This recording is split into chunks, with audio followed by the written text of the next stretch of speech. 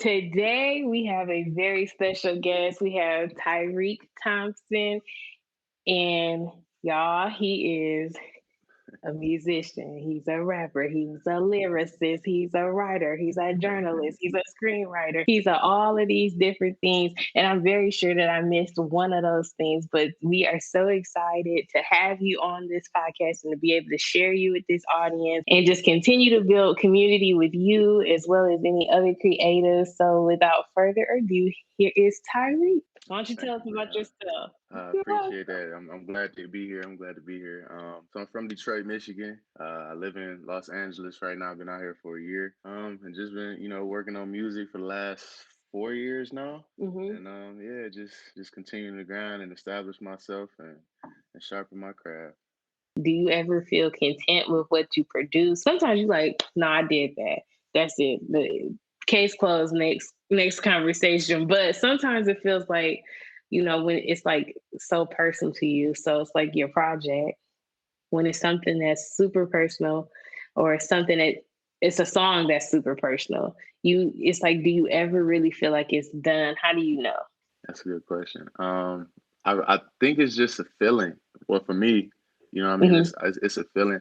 And even when I'm sitting with my producer, Devontae, he'll I might be wanting to add something and he'll be like, nah, fam, like this is good, you know what I mean, less is more. Mm-hmm. So it just depends. A lot of times it is that feeling, just knowing like, oh yeah, this is it. You don't need nothing else. Yeah. And then but then that's different from when it's ready to release, because you might, with me recently, I've been having to taking more time to actually live with the music, you know what I mean, Mm-hmm. myself. Because if I want somebody else to be able to sit and live with it, I got to be able to do that first, just Right. to make sure that it's that caliber. So yeah, it's just, I think it's a feeling thing when it comes to knowing that something's finished. Yeah. I know that for me, it kind of feels like, well, I gave it everything I could do. You know what I mean? Like I did everything. It's Yeah. not like so, because you know how sometimes you're like, well, I probably could have did more. I probably could have went harder. But you're like, no, I actually sat with it. I Yeah. sat with it to create it. Then I sat with it when it was done. And then I'm like, this is Yeah. functional. I'm riding to this. This is good. It's Right. not, Yeah. Yeah. so it's kind of like, okay, I sat with it. And sometimes I know from a writing perspective, because you would understand that as well, it's like you got to walk away. And then when you come back and reread it, it's like, okay, this makes sense. This does make sense. Yeah. Or you might come back and it was like, I was on trash. What is this? What Yeah, was for this even sure. about? Like, I got to come back. And then that's when your editor, I got to go in. So do you feel like your editor mindset plays into your artistry as well? Yeah, yeah, definitely. It's definitely been times where I might record something in the studio one night and go sleep on it, come back the next day and be like, I need to change this, I need to tweak this, or Hmm. change these couple bars, or change this melody. And then other Hmm. times it's like I might leave feeling like, I don't know, you know what I mean? I don't know about that set, because it's something that's because I might have tried something new, or a different cadence or something like that just was kind of Hmm. foreign to me. But then I come back the next day again and it ends up being fire.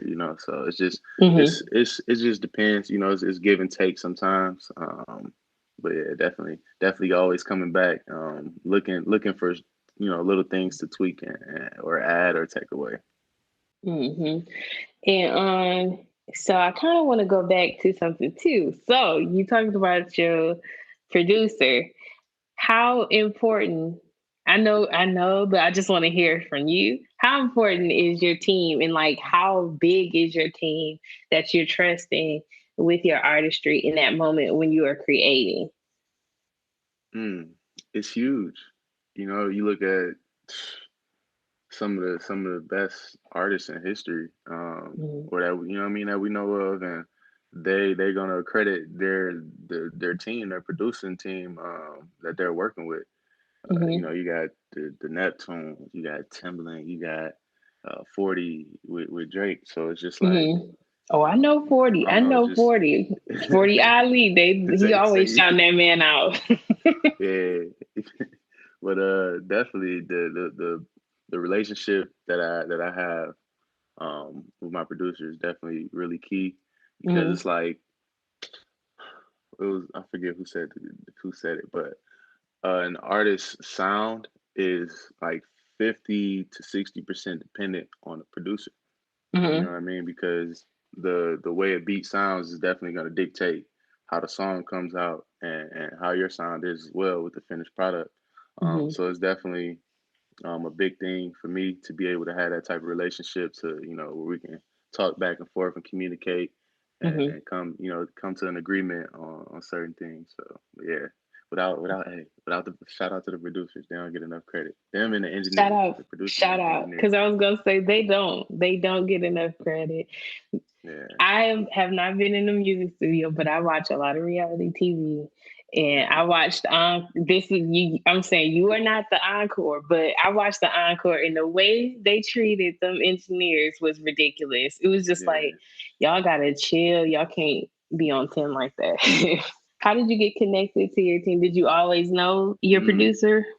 So no, actually, Devontae's his cousin wanted to we were trying to make connections when I was coming out of school, Mm-hmm. um, and we ended up falling out of contact a little bit. But then we met up again. We saw each other again, and he was like, "Yo, my cousin is out in Texas. I know you do music, and he does music as well." Mm-hmm. So we ended up linking up, and come to find out, bro, is like he's an amazing musician. Like he plays 4 or 5 instruments. His musical ear is just like unlike anything I've ever come across. So Mm-hmm. it's definitely been fun working with him. It's definitely been fun. Now that you Man, kind of learned along the way, because we not a sophomore no more. It's like now you have much more purpose in your artistry. Can you give us what a typical session, like we talked about it a little bit, but like let's say if you were to go into the studio today, what would a session look like? yeah. So with with experience, with time comes experience. Right. So I just had to learn that there's no really set protocol or approach to creating the studio. Like normally I show up and we'll be talking. You know what I mean? We'll just be catching up about what's going on that day or that week, or something that's going on in the world, Mm-hmm. or just something that's been on our minds. And we just have conversations, and then if something from that conversation sticks, and we get to playing music or creating a beat, then 9 times out of 10 that conversation might carry over, into the song or something, or just a small piece of the song would be, related to that conversation we just had. But it's Mm-hmm. usually it's really just showing up, and being willing and open. I think that's the biggest thing, being open to try something new every time you go into the studio, um, because that's how great songs are created, great art is created, being open Right. and willing to try something new and different. Cool. How long do you give yourself to to do a project, or do you just feel like, I don't know. Is it just that it's done, or these all go, these all fit, or do you just do a whole bunch of songs and then try to group them together with what would make sense together? Hmm. Yeah, I think that's the approach that we've been taking. Is Hmm. you just show up every day and create, right? And Hmm. whatever you get, not whatever you get, but what you get at the end, whatever you after like a month or two, because there comes a burnout point for sure where you're like, all right, we gotta slow down or chill, just just take a couple days off or something like that. But Right. once you go back and look at everything that you've created, it's like, okay, I'm seeing a consistency with a storyline or a theme here, throughout some of these songs, and if it's something that's been sticking with you, like for me, Hmm. um, my future project it was something that I was dealing with myself. You know what I mean? Hmm. it's hard for that not to come through in your art. So it's just Mm-hmm. a matter of picking which songs, which sounds would fit best together and Mm-hmm. cohesively to make the project. But yeah, it's definitely I don't want to I never want to rush, Yeah. something that's like an album. I don't want to rush an album. What I just dropped was a mixtape. Mm-hmm. But I never want to rush with an album because I feel like it's more of a comprehensive picture of where I've been at creatively and mentally as well. Mm-hmm.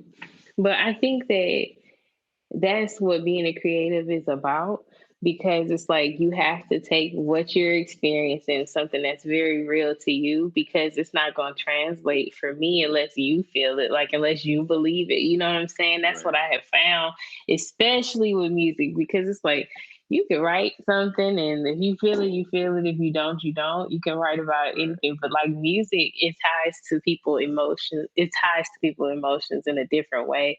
So that's why I do think it can be one of the most vulnerable avenues of creativity, because you have to put all of that in Yeah. I mean, there. some people would rather not. You know what I mean? So, right. But for me, I feel like to because you get the best product sometimes when you're able to, like I said, just going in there and being open. Mm-hmm. Um, Want to try new things, but also be open with yourself. You know what I mean? And just letting how you're feeling or what you're going through come out.